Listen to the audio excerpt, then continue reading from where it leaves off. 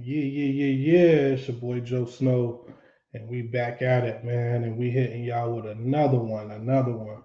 Man, I'm excited. I'm excited to be back. It's been a minute due to some life changing events, but I'm back, and I promise to always try to keep it and give it to y'all raw when I can when it's about sports. So we got a lot of sports topics to talk about and discuss. Some of it already you may already know has already been on social media, whether you was watching the games, but I'm still gonna give it to you.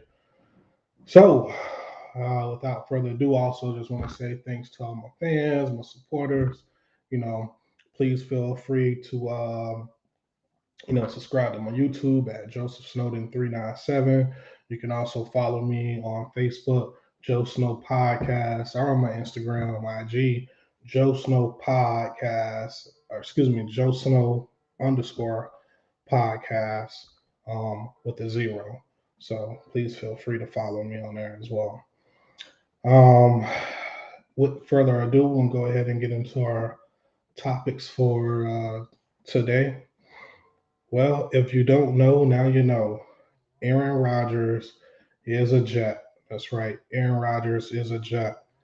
Um, he officially signed with the New York Jets um, the other day. Um, we finally got this deal done. Finally got the deal done. So it is a plus that New York can move forward, Green Bay can move forward with the young quarterback um, Jordan Love. So I think that's big for them. So listen, is it safe to say that the New York Jets are Super Bowl contenders? I listen to all these analysts on TV and these spectators, man. Listen, why are we crying at the New York Jets Super Bowl champs are content? I mean, saying that they're going to the Super Bowl. Why are we doing that? Let's pause the brakes, people. First of all, Aaron Rodgers, what he went to one Super Bowl the whole time he's been in Green Bay, which he did. He did his thing when they beat the Pittsburgh Steelers. Um, yeah, shout out to Aaron Rodgers for that. And he hasn't been in the Super Bowl since.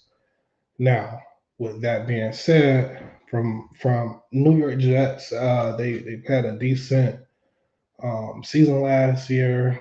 Their defense was tremendously good. Um, they averaged about 18 points a game. Um, and they had a great, really solid year. Um, so Aaron Rodgers, looking at his stats, you take that into perspective that if the Jets was averaging about 18 points a game in Aaron Rodgers' career, I think he's about 28-10. Um, when playing against teams that average about 18 points a game overall in his career, overall in total totality. So I get it, but at the same time, let's not forget who's in the AFC. You got to worry about your division. Okay, let's start off with my guy. If he's healthy and he have a great year, you got to worry about the Miami Dolphins and the pieces they added. And don't think Vic Fangio and that defense gonna have something to say when Aaron Rodgers know when they play the Jets. Then you got um, Josh Allen and the crew in the Buffalo Bills. So let's not excuse them. You got to remember now that the Bills are solid. Um, then the Patriots, dude, they're not gonna have two bad years in a row. You can't never rule out Bill Belichick. So I would say you got to worry about your division. Outside of your division, man, you got Trevor Lawrence, Jacksonville Jaguars. I think are on the tip of the spear. They're coming. You got Joe Burrow. I mean, come on, you got Patrick Mahomes. I mean, we'll see what Denver does and see if Coach Sean Payton can resurrect Russell Wilson there in that scheme and in that offense. So let's not jump ahead of ourselves and start crowning these guys Super Bowl champs and they going to the Super Bowl. Remember, you got to have a whole lot of luck and a whole lot of things got to go right. So I'm not there as far as wanting to being able being one of the ones that's gonna go ahead and crown the New York Jets as this team that's going. Oh, they are going to the Super Bowl because they got Aaron Rodgers. Is he an elite quarterback? Yes. Is he a great quarterback? Absolutely. Yeah, you could say that they was one quarterback away last season from um, progressing really far, but I'm still not there yet. There's a lot to be said there in the AFC, in my personal opinion. Moving on, we got Chase Young here. Um, the Washington Commanders, y'all, they didn't pick up his 5th-year option, and I wonder why that is. I mean, this guy had in 2020 he had 7.5 sacks. In 2021 he had 1.5 sacks. 2022, I get it, he was injured. I'm curious to see what's going on there. I know the Commanders from a management leadership perspective. I know they're doing some rebuild there. Snyder's supposed to be out and begin selling the team. I'm happy that my man Magic Johnson is in there as a minority owner. I'd be curious to see why they didn't pick up his 5th-year option. Could that mean that he will be a part of this year's draft? I don't know, in a trade. So could could mean that. So we shall see. On top of that, yo, let's acknowledge Miss Nicole Lynn as one of the first female African American agents out there. She's Jalen Hurts' agent and got him his deal. So let's applaud her for that, man. Awesome job, man. Just love the diversity. First African American female agent, man, that got this deal done. And I think, excuse me, I think that is amazing. And I picked up her book about a month ago in Barnes and Nobles. Make sure y'all go out there and support it. It is a good read and everything. So um, I like how she talks about walking in your purpose, and that's what I'm doing with mine. I'm walking in my purpose, and I'm gonna go ahead and pursue sports and sports management. So I really like that for Jalen Hurts. Congrats to him and his team, Nicole Lynn and their team. So congrats to them on that. So, are you all excited about the draft? Yes, it is draft day, y'all. It is draft day. Um, which one of these quarterbacks is going to go first? Which team will these quarterbacks have a future with? I'd be very curious to see who gets off the board first. I mean, we already know Carolina has the first pick, but that's swapped to Chicago. Um, uh, I would tell you, in my personal opinion, out of this, these quarterbacks here, who I like, I really like the guy. I give you my 1 through 3. I'll do it that way. Third, I like Anthony Richardson. I really like him. I know there's a lot of potential in him, strong arm. However, the experience factor in college, I think he only played 1 year in college. Um, that's okay. You can put him behind a veteran quarterback. You sit him out for a year. That way, he carries the headset and um, the notepad with the plays and all that, and he just develops and he just learns. You know what I mean? So I really like Anthony Richardson. For instance, you put him in Seattle, you sit him behind Geno Smith there in Seattle, and just let him learn, let him develop. Let's be serious. Geno might have a good maybe 2. I know that Seattle just signed him to a deal, but he got a good 2, 3 years left. But even if you just sit him this year and then play him the following year for the 2000 and You know, what's that? Uh, 24, 25, 2025 season. I mean, I think that'd be great. So it would be good. You know, I like him as my number three. My number two, um, it was a tie for me in between CJ, or excuse me, a tie for me out of Bryce Young and Hendon Hooker. I think Hendon Hooker, in my personal opinion, would be a sleeper. Yeah. Why I say reason why I say Hendon Hooker would be a sleeper is I'm looking at the division he played in. Also, I'm looking at um, when he played, um, Alabama. He played Ole Miss and how he performed. Just playing those SEC teams. So I like Hendon Hooker as a sleeper that will develop well in the NFL. Bryce Young, I really like Bryce Young as well. A lot of people are concerned with the small frame. I'm not concerned with the small frame. I think he's still, is very athletic and be a bit mobile and still get the ball off. But I think he comes in as my number two. I really like my guy CJ Stroud from the Ohio State. Just the way that he can maneuver in the pocket and get plays done. Now, I know that he didn't do well on this.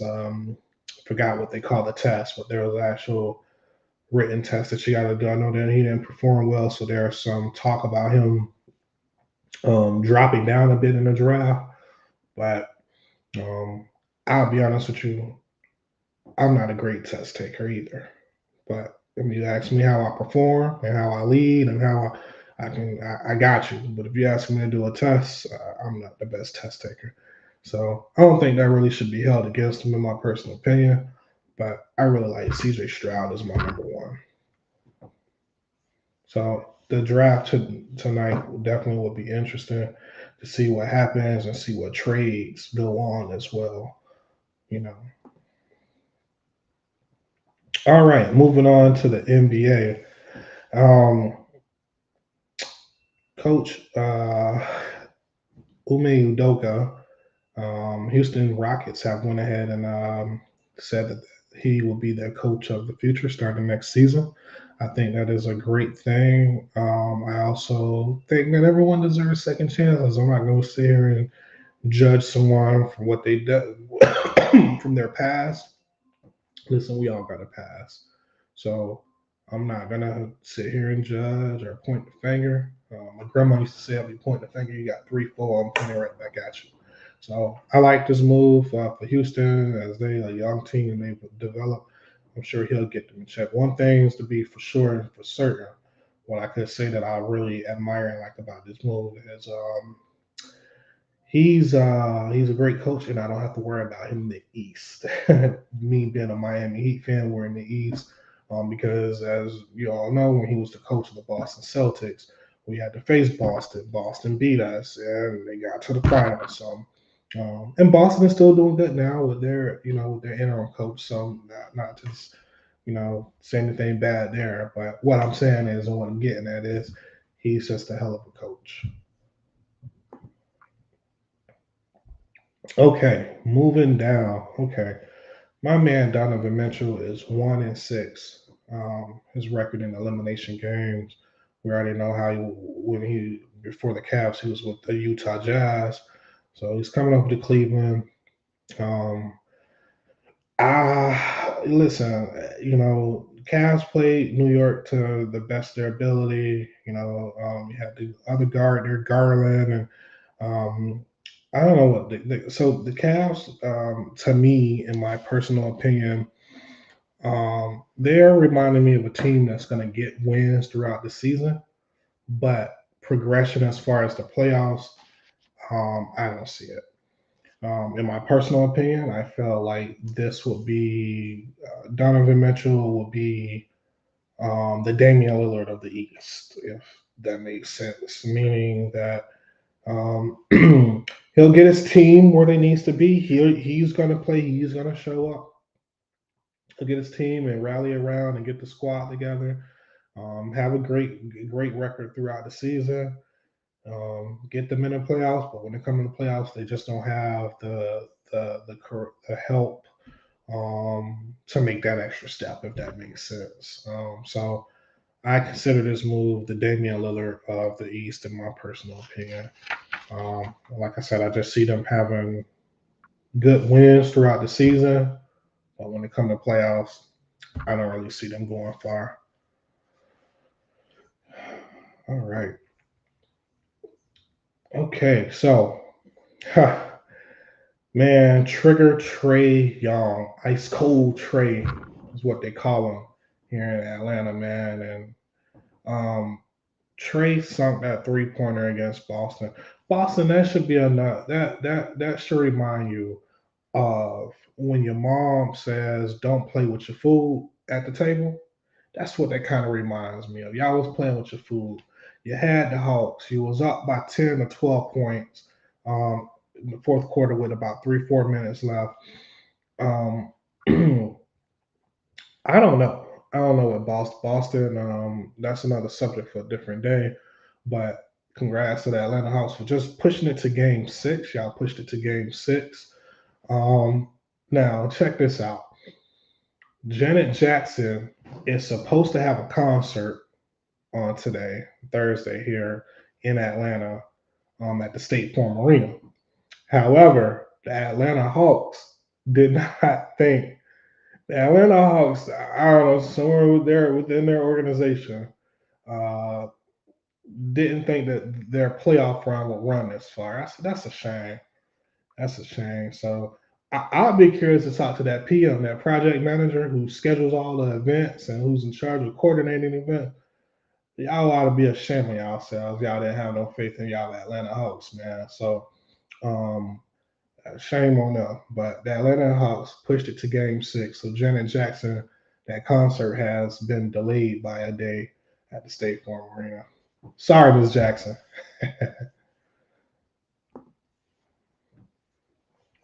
Okay, now this right here is not a joking matter. We got the Joker versus the Lethal Shooter and Kevin Durant. So this is going to be an interesting matchup. Um, I really, want to give Jamal Murray some credit. Way to bounce back off an injury-prone year last year. He's bounced back and he looks like he's back in full form. So it's good to see Jamal Murray back. But this series should be a really good one. Um, I don't know. I'm not no. I don't know if I'm ready to call this one yet or who I think will win this series. Phoenix has been playing some good ball as well. I was really curious, or I was excited prior to the playoffs to see them playing the Clippers in the playoffs in that first round. Then when I found out Paul George was injured, I was like, oh, okay, it's probably going to go the Suns' way. Although Kawhi Leonard had one of those games, he had like 31 points, and then to find out he went down with the injury. My thing is this, with the Clippers. I don't know. I'm not as far as to go as far as where Stephen A. said where Kawhi Leonard should retire, but I do feel him on a marketing perspective. Like, bro, you're not doing nothing for my team, and I wish him a healthy and speedy recovery. But Kawhi Leonard, man, Mr. Load Management, you take all this time off during the season to, so to try to prevent you from being injured. Then you get in the playoffs, and you get injured. I mean, I don't think him and Paul George has had that nucleus and have had that much time together, um, really on the court. I would have to go back and get you the amount of games that they played together. But this is what I don't like. When they came to the team, when they got signed to the team some years ago, all these subliminals and he coming to the Clippers and then they had the subliminal commercial with the keychain and all that with the crown. I guess, targeting LeBron, like he's gonna take over as the new king of LA. All that, and y'all ain't been to a finals since y'all got together. People can say what they want to say about LeBron and the Lakers, but at least they got to the finals. I mean, whether it was in a bubble or whatever, that's whatever your flavor of tea is. But a finals is a finals, a championship is a championship, and the Lakers proved that. I haven't seen anything from the Clippers, but that's just my perspective, my opinion. But looking forward to this matchup with the Denver Nuggets and the Phoenix Suns. The Warriors lead over the Kings. Um, so this is what I would say to about this series here is Draymond.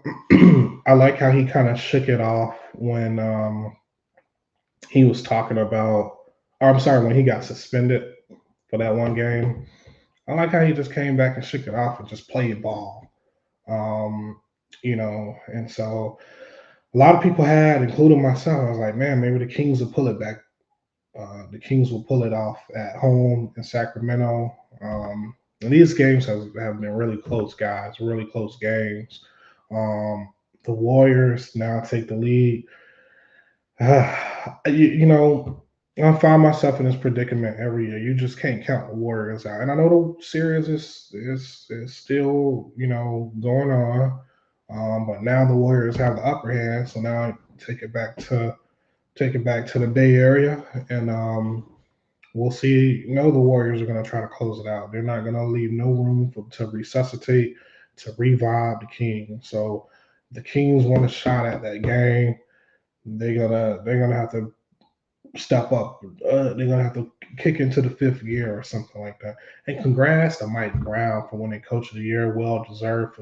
And the Sacramento Kings have been to the playoffs, I think, in about 60, 17 years. I don't remember the amount, but it's been a long time coming, y'all. So shout out to Mike Brown for getting these guys on the right track, man, and getting them to the playoffs. Okay. Orange and blue skies is what they said, man. So the Knicks progressed to the second round. This is the first time since since 2013. So congrats to the Knicks. Let me tell y'all something. Jalen Brunson is a monster. I'm sure y'all already know that. Dude's a monster. There was some speculation between the Knicks and that trade getting Donovan Mitchell and then getting um, Jalen Brunson. So I think that he's answered that he Brunson, he is him. So I mean, I don't. He showed up. He balled. I hope Julius Randle will be okay. I think he rolled his ankle um, in this game, and so they beat the Cavs and they go on to the second round and play by Miami Heat. And shout out to Coach Thibodeau. Hell of a coach. Hell of a coach. Um, I like that he knows how to adjust in the game. He's a hell of a coach. So we'll see what happens next, guys.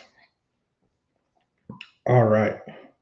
Um, Now the Miami Heat become the sixth, number 8 seed. Miami Heat was the 8th seed coming to the playoffs, but they become the sixth, number 8 seed in NBA history to advance past the number 1 seed, defeating the Milwaukee Bucks.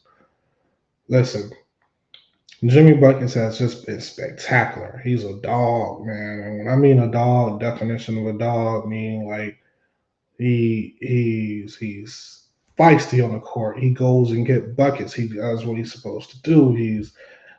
I mean, just a phenomenal player, man. And I like how the team, rallies around him. And I like how the supporting cast stepped up. I was telling a few friends of mine, I said, in order for Miami to have a shot and beat the Bucks, we have to have our supporting cast stepped up. There was a game where Max Strus stepped up, Gabe Vincent stepped up, Caleb Martin stepped up. Bam, and he's gonna do his thing. Jimmy's gonna do that thing, but you gotta have that supporting cast. Kevin Love hit some threes. Even had to get Duncan Robinson coming off the bench. Because Tyler Hero's injured. So I like that the supporting cast basically stepped up. It was really inconsistent throughout the season, but hey, when you officially get in the playoffs, you know, it's a different level. It's definitely a different level. So I'm happy that the supporting cast stepped up, and Miami continues to go to the next round, and they beat the Bucks 4-1. Something I found really interesting at the press conference with Giannis Antetokounmpo, a reporter had asked him. They actually asked his coach as well. Do you consider this a failed season? And Giannis got a bit flustered, got a little bit frustrated there because he was noting that this same reporter asked him the same question last year. And so, um, in his soliloquy, he basically said some things, but I like what he said here specifically. He says, Michael Jordan played 15 years, won 6 championships. The other 9 years was a failure. It was a question. There's no failure in sports. We're going to come back better, play better. There are steps to winning. And I like that because, now the Jordan lovers and the Kobe lovers, they'll try to make this some type of a debate topic or something out of it. But I like what he's saying. All he's saying is that, you don't always win. You don't always win. I've heard people, when I gave LeBron his glory for winning a chip, I've had and people say, "Oh, he been to he been to the finals this many times, and he lost. He failed.